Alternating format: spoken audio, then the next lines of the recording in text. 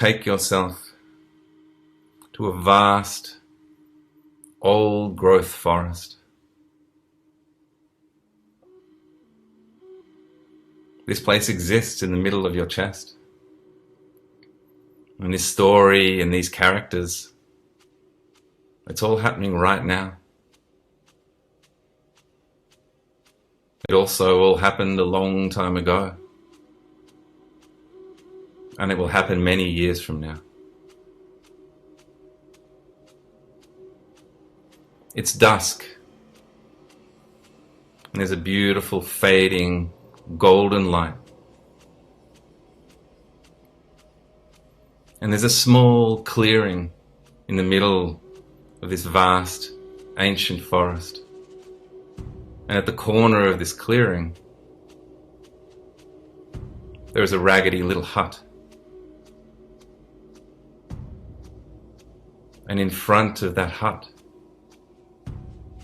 sitting on a stool and milking her cows, of which she only has 2 or 3, is an ancient woman, perhaps as old as the forest itself. And her name is Packman. And she sits alone in the vastness of this forest at dusk, just sitting, milking her cows as she's always done, maybe for thousands of years.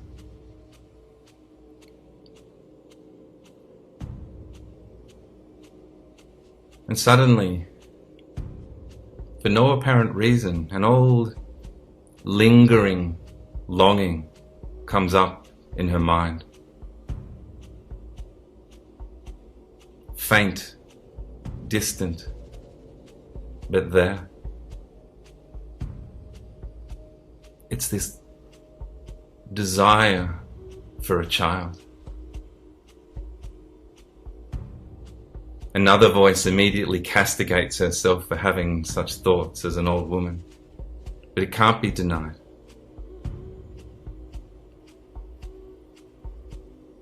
And maybe she's even unaware of it, but her old hand reaches down to the earth, and she plucks out of the dark soil a 5-jointed mare's tail plant. And standing from her stool, she takes it lovingly inside her hut, and she places it on her pillow.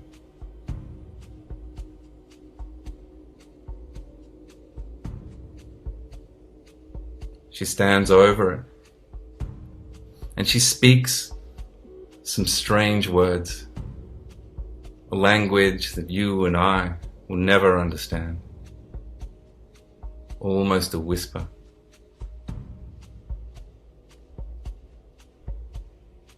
She turns and she leaves the hut and goes back to her tasks, milking the cows.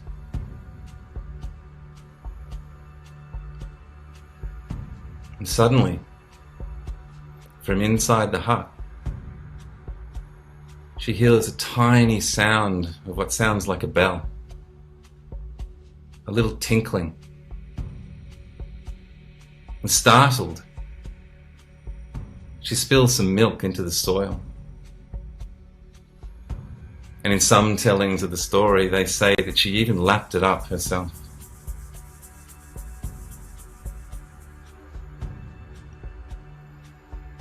But she went back inside the hut to see where this ring had come from. And she saw that a small thimble had fallen on the ground. Just a thimble, nothing more.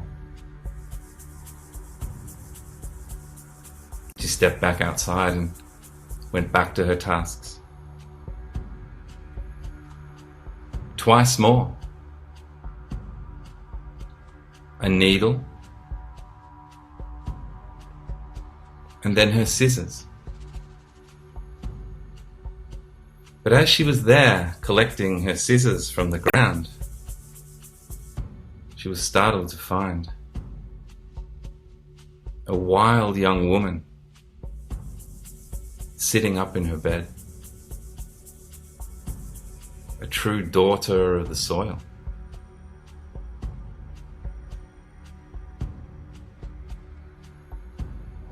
And so the story says that Packman and the wild daughter of the soil, the wild daughter of the mare's tail plant, lived in harmony for many years. Maybe a very long time, we don't know. But they lived in beauty and they lived in peace.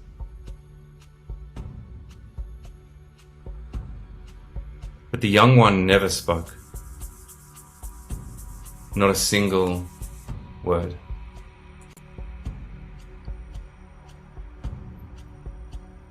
So it was that time passed this way. Until a young hunter came nearby. He was the son of a king. Some might say he shouldn't have even been near there. He was searching for bear and elk, but was disappointed and ended up frustratingly chasing a wily little squirrel which had taken him way away from his normal hunting grounds.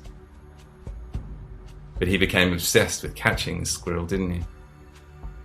And he found himself in unfamiliar territory on the edge of this little meadow.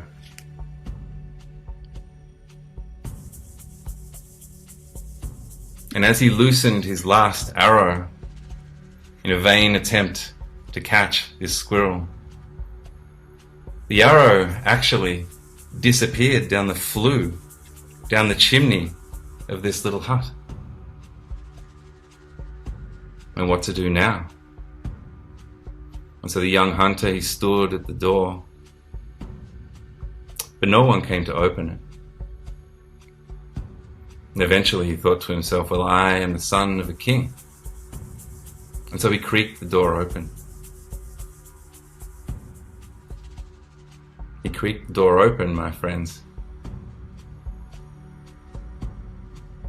And immediately cast his gaze on this young, wild daughter of the soil.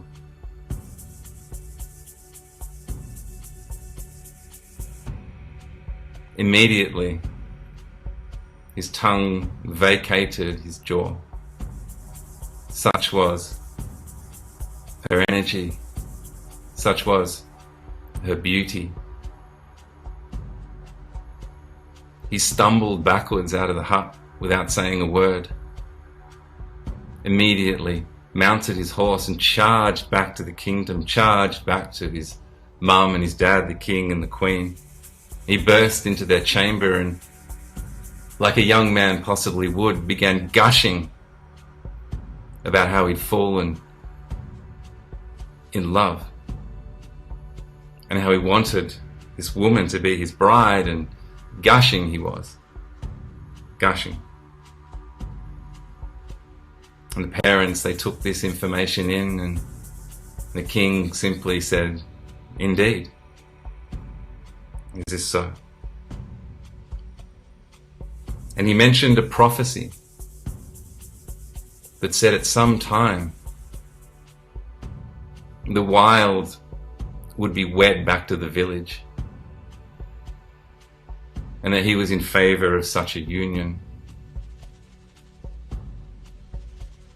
And so it was the next day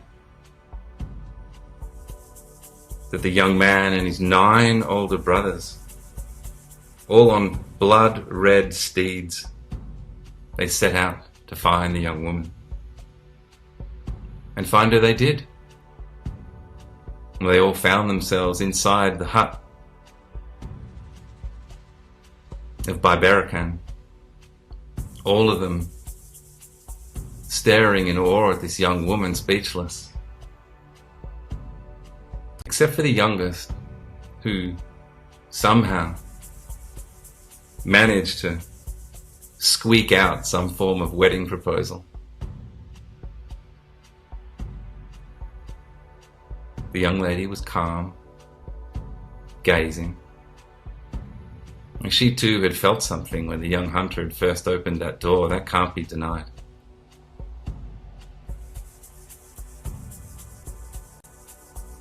But she was impeccably cool in the situation. It was by Packman who sparked up.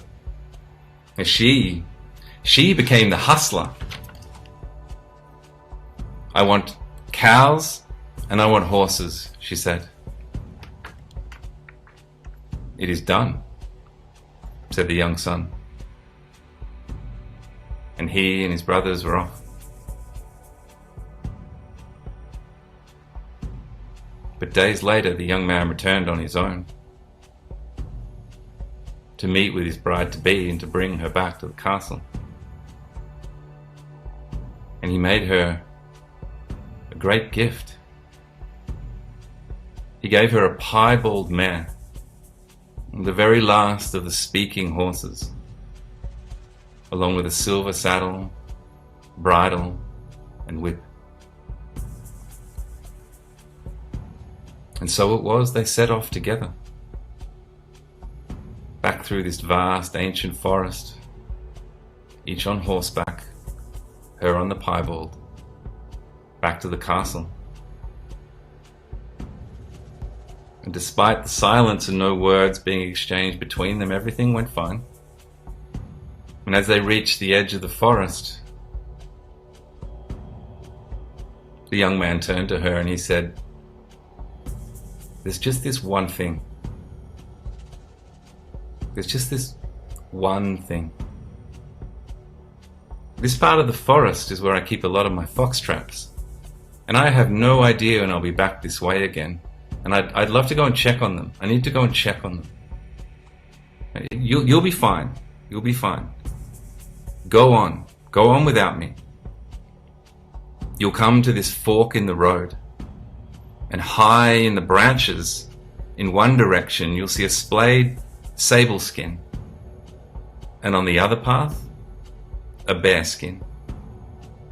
You must take the way of the sable. And I'll catch up later." And he was gone. He was gone, friends. Off, checking on his fox traps. And so she rode on.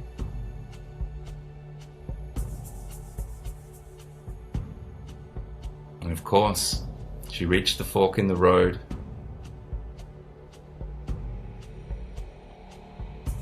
And we all know what happens. She goes the way of the bear.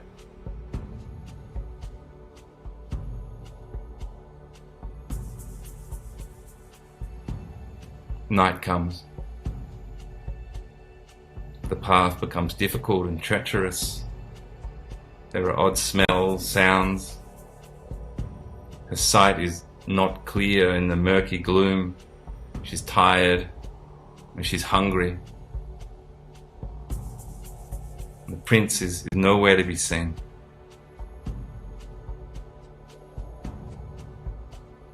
And in the distance, she sees a hut.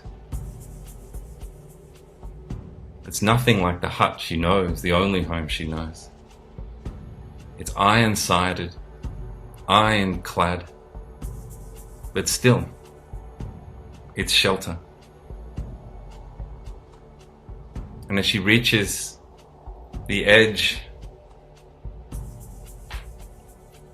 of this hut, she begins to dismount.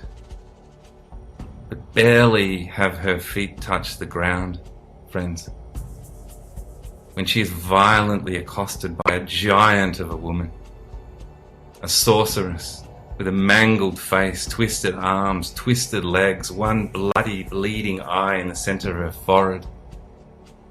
The story says she has 13 breasts lactating deadly nightshade. In a swift movement, she drags our girl into the mud, snaps her neck, and in one more smooth movement, She rips her face clean from her skull.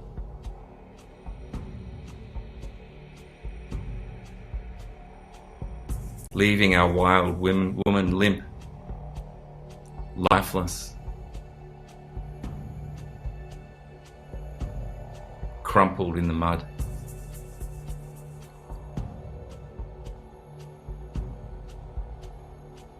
And that's where I'm going to leave this story for now. Let it shake your bones. Let it stir your waters. So let's feel into her predicament for a moment.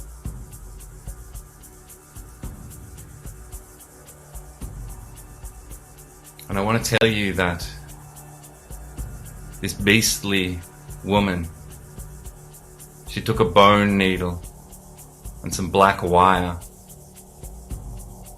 and she sewed the face onto her own. And as she stepped towards the last of the talking horses, she said, "Not a word, piebald. Not a word from you." And she mounted the horse. And she set off to her wedding, leaving our girl a heap, a bloody mess in the mud.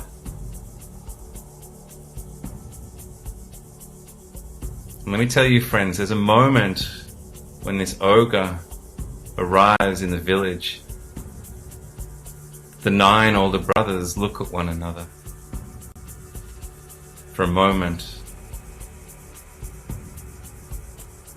but they're assuaged when their youngest says, "There she is. There's my bride."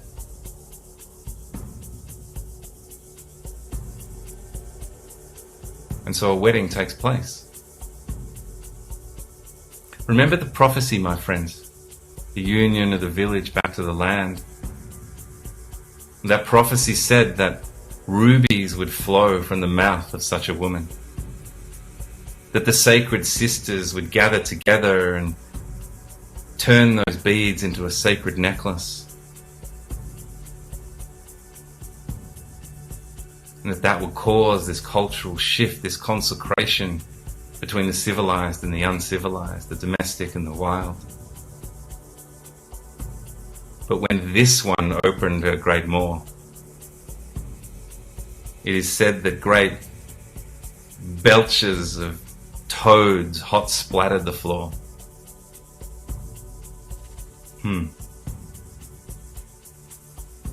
Maybe somewhere someone hadn't got this prophecy quite right, you know.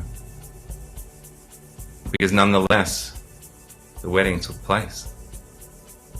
And the piebald horse said nothing.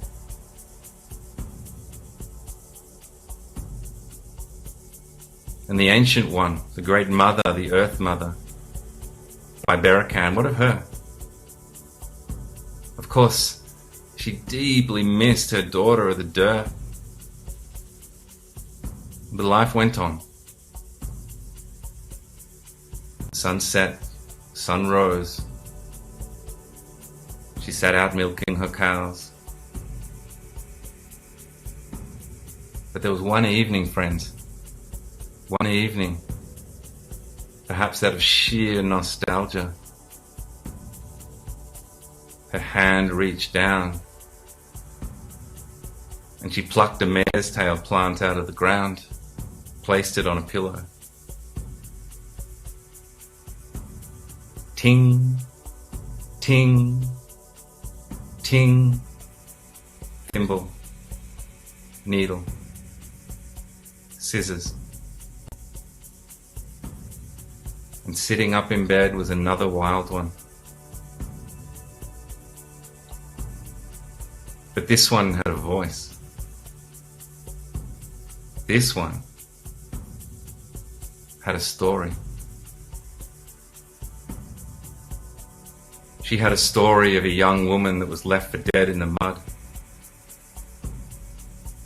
She had a story of animals tearing at her flesh in the darkness until Just a shred of her heart flesh remained, too small for even a snake to find.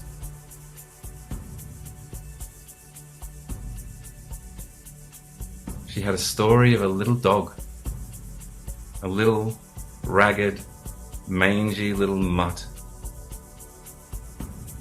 who carefully placed this little tiny piece of heart flesh in his mouth and carried it through thunder and sleet-filled nights,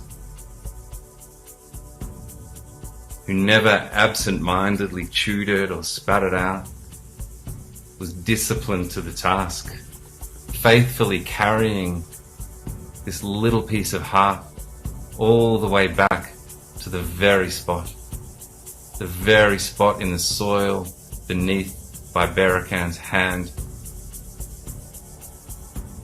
And he placed that little ember of heart into her soil.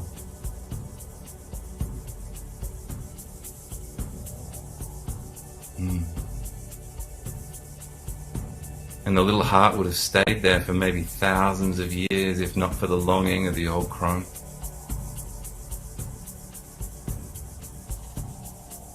And now she's alive once more, but this time with a life that you and I, that we can all recognize.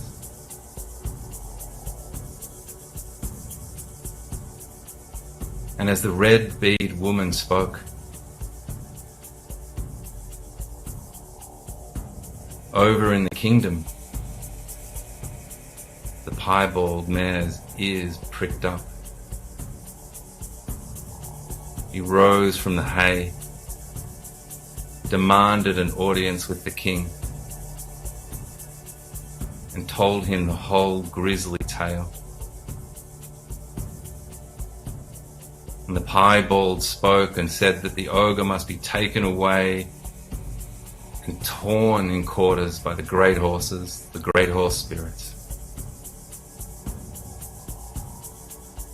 But our attention now turns to the sun. Friends, I have to tell you, the sun is not in a good way. The sun has gone to a very dark place. Married to this ogre for so long, he is a shell of the young man we first met. He is poisoned.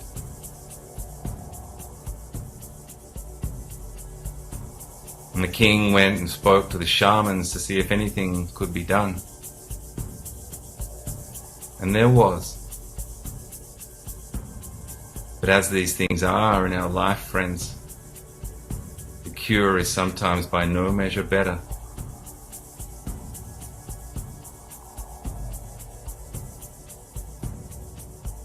It said he was told he must spend 40 nights tied to a pole in the middle of a freezing river, and another 40 nights bent like a broken crow tied to the tallest pine tree, to be lashed clean by water and wind.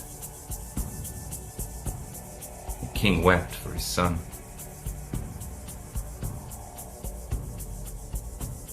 But the beastly ogre was courted by the horses. I have to tell you that. And as that event took place, she erupted into many forms, many shapes, owls and bats and slithery things, and she took off into the forest. And the son submitted to his disciplines. 80 nights. I can tell you he stood on the threshold of death. Maybe he even crossed over it a little and came back. And he emerged thin and drawn, a pilgrim to life. But there was something inside him which had changed.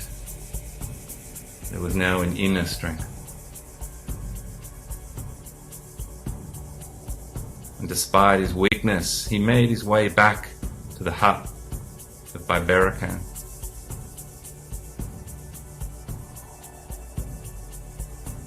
But I have to tell you that the young wild woman did not receive him well.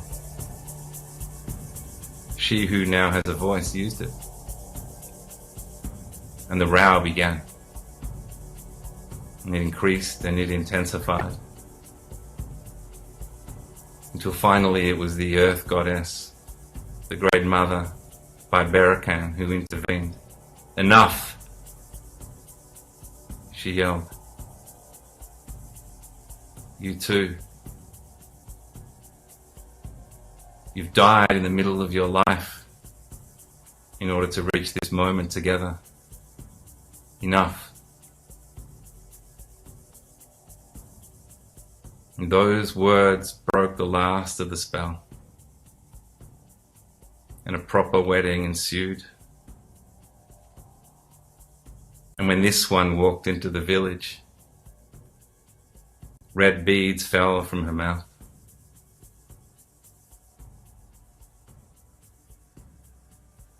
And there was a wedding like no other.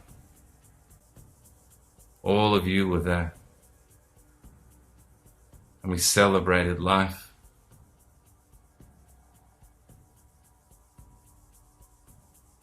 And some say that in some secret part of the earth, they are still clearing up after such an occasion.